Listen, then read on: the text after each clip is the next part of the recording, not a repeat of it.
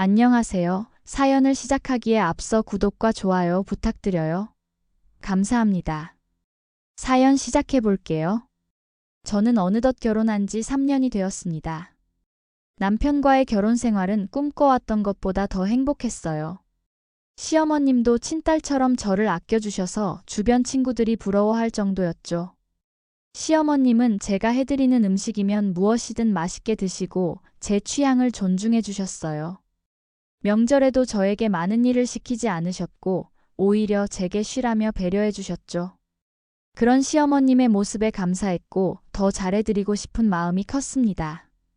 하지만 최근 몇 개월 동안 시댁에 방문할 때마다 시어머님의 안색이 좋지 않았어요. 표정은 어둡고 얼굴은 헬쑥해져 있었죠. 처음에는 건강이 좋지 않으신가 생각했습니다. 그래서 시어머님께 건강검진을 받아보시라고 말씀드렸지만 시어머님은 괜찮다며 웃어넘기셨어요. 어머님, 정말 괜찮으세요? 안색이 안 좋아 보이셔서요. 제가 물으면 시어머님은 그저 미소만 지으셨어요. 하지만 그 미소가 진심이 아니라는 것은 느낄 수 있었습니다. 때로는 제 물음에 대답도 못하시고 갑자기 화장실로 가셔서 눈물을 훔치시는 모습을 본 적도 있었어요. 무언가 심각한 일이 있으신 게 분명했습니다. 남편에게 이 이야기를 했더니 남편도 걱정은 되지만 어머니가 말씀하시지 않는 것을 우리가 강요할 수는 없다고 했어요. 남편에게는 형이 한 명 있었는데 형도 결혼해서 아이 둘을 키우고 있었죠. 형님은 저보다 7살이 많으셨고 시댁에서는 형님 말이 절대적이었어요. 시아버님은 대기업에서 은퇴하신 후 연금으로 생활하시는 분이셨어요. 위험 있고 말씀도 별로 없으셔서 저는 항상 조금 어렵게 느껴졌죠. 시어머님은 남편이 초등학교 때 시아버님과 재혼하셨다고 해요. 시아버님의 전 부인은 남편의 형을 낳고 병으로 세상을 떠났다고 들었습니다. 시어머님도 이전 결혼해서 제 남편을 낳으셨고 이혼 후 홀로 남편을 키우다가 시아버님을 만나 재혼하신 거였죠. 어느 주말 시댁에 방문했을 때였어요. 평소처럼 인사를 드리고 집안일을 도와드리려는데 시어머님의 손목에 멍이 있는 것을 발견했습니다. 저도 모르게 놀라서 물었죠. 어머님, 손목에 멍이 들었네요. 어디 다치셨어요? 시어머님은 황급히 소매를 내리시며 이거. 어제 계단에서 넘어져서 그래. 괜찮아, 걱정 말아라. 라고 하셨어요. 그런데 그 말씀을 하시는 동안 시어머님의 눈에서 눈물이 흘러내렸습니다. 제가 놀라서 다시 물으려는 찰나 시아버님이 거실로 나오셨고 시어머님은 급히 부엌으로 가셨죠. 그날 밤 남편에게 시어머님의 멍에 대해 이야기했어요. 남편은 잠시 생각에 잠기더니 말했죠. 글쎄, 어머니가 요즘 건강이 안 좋으신가? 다음에 시간 내서 병원에 모시고 가보자. 하지만 저는 그것만으로는 뭔가 부족하다고 느꼈어요. 이후로도 시댁에 갈 때마다 시어머님의 상태는 나아지지 않았고 오히려 더 안 좋아지는 것 같았습니다. 팔이나 다리에 멍이 있었고 예전처럼 밝게 웃지도 않으셨어요. 제가 물으면 항상 괜찮다라는 말씀만 하셨죠. 결국 저는 직접 확인해 봐야겠다는 결심을 했습니다. 남편과 상의 끝에 시댁 가족들이 모두 외출했을 때 홈캠을 설치하기로 했어요. 남편도 처음에는 부모님 사생활을 침해하는 것 같아 망설였지만 어머니의 안전이 우려된다는 점에서 동의했습니다. 시댁 가족들이 모두 결혼식에 참석하러 가는 날 우리는 시댁을 방문했어요. 남편이 부모님 방과 거실에 작은 홈캠을 설치했습니다. 그것은 모션이 감지되면 자동으로 녹화되는 것이었죠. 죄책감이 들었지만 시어머님을 위한 일이라고 스스로를 위로했어요. 설치 후 7일째 되는 날 홈캠의 영상을 확인했습니다. 제 손이 떨렸어요. 남편과 함께 영상을 확인하기 시작했죠. 영상 속 광경은 충격적이었습니다. 시아버님이 사소한 일로 시어머님에게 소리를 지르고 계셨어요. 이게 밥이야? 짜기는 왜 이렇게 짜? 먹을 수가 없잖아. 시어머님은 고개를 숙인 채 사과하셨어요. 다시 해드릴게요. 그런데 그때 시아버님이 식탁 위 그릇을 바닥에 던지셨고 시어머님의 팔을 강하게 잡아당기며 밀치셨습니다. 시어머님은 균형을 잃고 넘어지셨어요. 그 순간 남편의 형이 들어왔는데 놀랍게도 시어머님을 일으켜 세우기는커녕 차갑게 말했죠. 어머니, 또 아버지 화나게 했어요? 이제 그만 좀 하세요. 매번 이러니까 집안 분위기가 엉망이 되는 거 아니에요? 저는 경악했습니다. 남편도 얼굴이 하얗게 변했어요. 더 충격적인 장면들이 이어졌습니다. 형님이 들어와서는 바닥에 흩어진 그릇 조각들을 가리키며 말했죠. 어머님, 이것 좀 치우세요. 애들이 다칠 수 있잖아요. 정말이지. 이 집에 이렇게라도 붙어 살고 싶으세요? 기생충도 아니고. 그 말에 시어머님은 아무 말 없이 조각들을 주워 담으셨어요. 형님의 아이들까지도 할머니를 무시하는 말을 내뱉었습니다. 할머니는 왜 맨날 혼나? 엄마가 할머니는 쓸모없대. 그 말을 들은 시어머님의 눈에서 눈물이 흘러내렸지만 그저 손자의 머리를 쓰다듬으며 할머니가 잘못해서 그래. 라고 말씀하셨어요. 다음 날 영상에서는 더 심각한 장면이 나왔습니다. 시아버님이 술에 취해 돌아오셔서 시어머님을 밀치고 손으로 뺨을 때리는 모습이 찍혔어요. 시어머님은 그저 맞기만 하셨습니다. 그리고 형과 형님은 그 광경을 보고도 말리지 않았어요. 오히려 형님은 또 시작이네. 라며 한숨을 쉬고 방으로 들어갔죠. 저희도 맞벌이인지라 퇴근하고 거의 일주일 동안의 영상을 한 번에 확인했고 매일 같은 학대가 반복되고 있었습니다. 시아버님의 폭언과 폭행, 형과 형님의 무시와 모욕, 심지어 어린 조카들까지 할머니를 존중하지 않았어요. 남편은 분노로 떨고 있었습니다. 이게 대체 무슨 일이야? 어머니가 이런 취급을 받고 계셨다니. 내가 어떻게 몰랐지? 남편은 어릴 적 가끔 부모님이 다투는 소리는 들었지만 이런 폭력적인 모습은 본 적이 없다고 했어요. 게다가 일찍 독립해서 살았기 때문에 시댁 상황을 잘 몰랐다고 합니다. 시어머님은 전화 통화할 때도 항상 밝게 웃으며 이야기하셨기 때문에 전혀 눈치채지 못했죠. 우리는 모든 영상을 복사했고 원본은 이메일로 보관했습니다. 그리고 즉시 시댁으로 향했어요. 시댁에 도착하자마자 남편은 어머니의 상태부터 확인했어요. 어머니, 어디 아프신 데 없으세요? 몸은 괜찮으세요? 시어머님은 놀란 표정으로 응, 괜찮아. 왜 그렇게 물어? 라고 하셨지만 긴 소매 아래로 멍이 보였습니다. 남편이 소매를 걷어올리자 시어머님의 팔에는 여러 개의 멍이 있었어요. 남편은 그 자리에서 눈물을 흘렸습니다. 어머니, 이게 대체 무슨 일이에요? 왜 말씀 안 하셨어요? 시어머님은 당황하시며 소매를 내리려 하셨지만 남편이 막았습니다. 그때 시아버님이 거실로 나오셨어요. 무슨 일이야? 왜 이렇게 시끄럽게 구냐? 남편은 휴대폰을 꺼내 영상을 보여주었습니다. 시아버님의 얼굴이 창백해졌어요. 그때 형과 형님도 들어왔고 남편은 그들에게도 영상을 보여주었죠. 이게 대체 무슨 짓들이에요? 어머니를 이렇게 대하다니. 형은 어떻게 이런 일이 벌어지는데 가만히 있을 수 있어요? 형은 당황한 기색이 역력했습니다. 너, 우리 집을 몰래 촬영했어? 그게 말이 돼? 불법이야. 형님은 더 격렬하게 반응했어요. 이게 뭐 하는 짓이에요? 남의 집을 염탐하다니.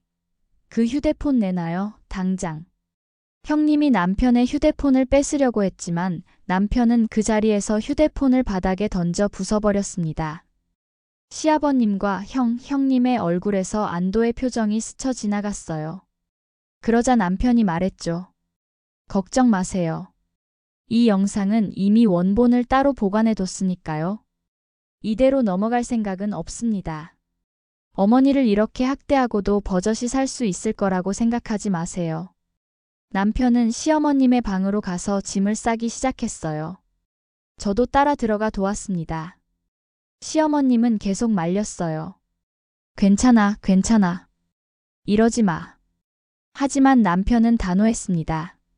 어머니, 이제 그만 참으세요. 제가 모르는 동안 어머니가 이런 고통을 겪고 계셨다니. 용서할 수 없어요. 이제 우리 집으로 가요. 더 이상 이 집에서 고통받게 두지 않을 거예요. 시어머님의 짐을 다 싸고 나왔을 때 시아버님과 형님이 현관을 막고 서 있었습니다. 시아버님이 협박조로 말했어요.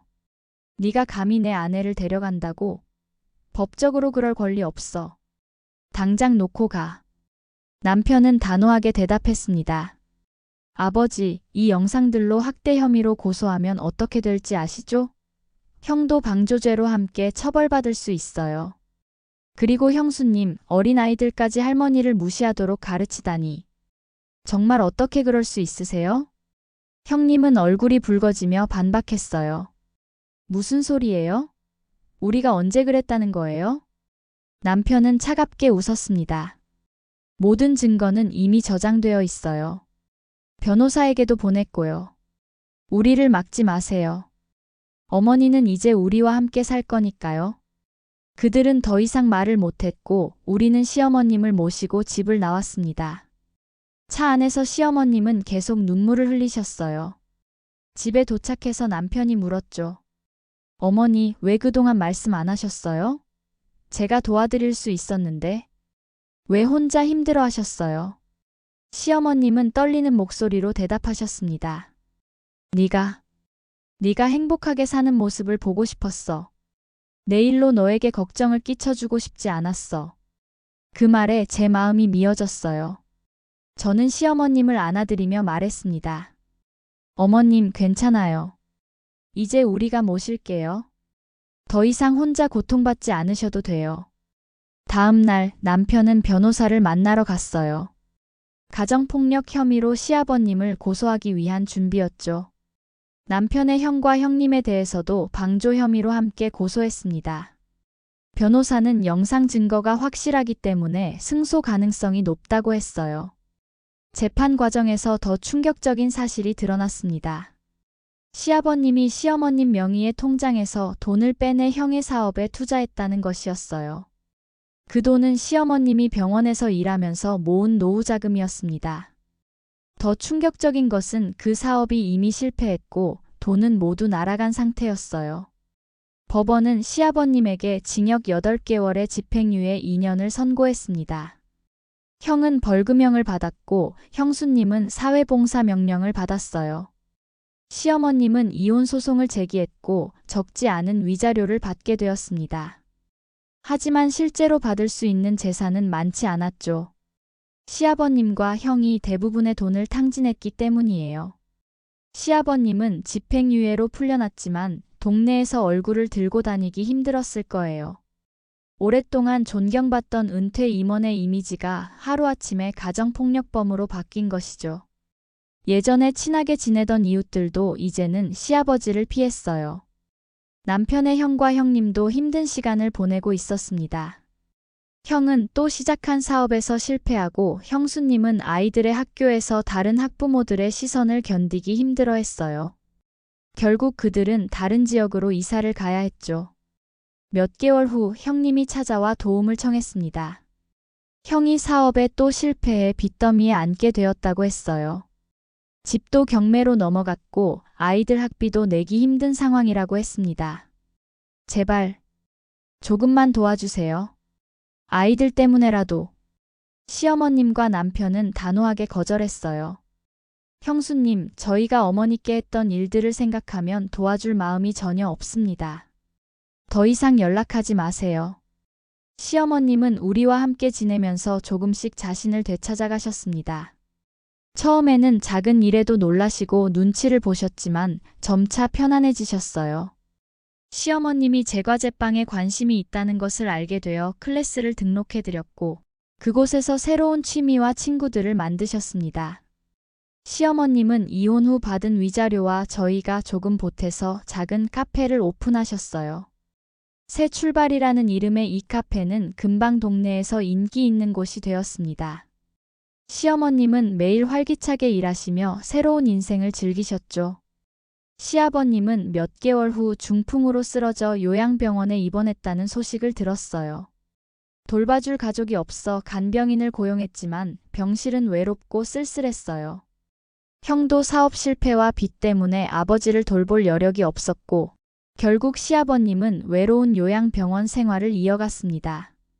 어느 날 시어머님이 요양병원에 직접 구운 빵을 보내셨어요. 용서한 것은 아니지만 미워할 필요도 없을 만큼 행복해졌다는 메시지를 전하고 싶으셨던 거죠. 시아버님은 3년을 더 요양병원에서 보내다 결국 홀로 생을 마감했어요. 형과 형수님은 다른 지역으로 이사한 후 연락이 완전히 끊겼어요.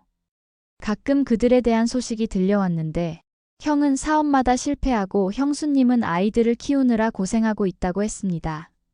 그들의 삶은 자업자득이었죠. 반면에 우리 가족은 행복한 삶을 살고 있었습니다.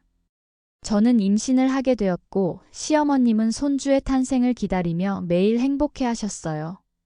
시어머님의 카페는 점차 자리를 잡게 되었고 경제적으로도 완전히 독립하셨습니다.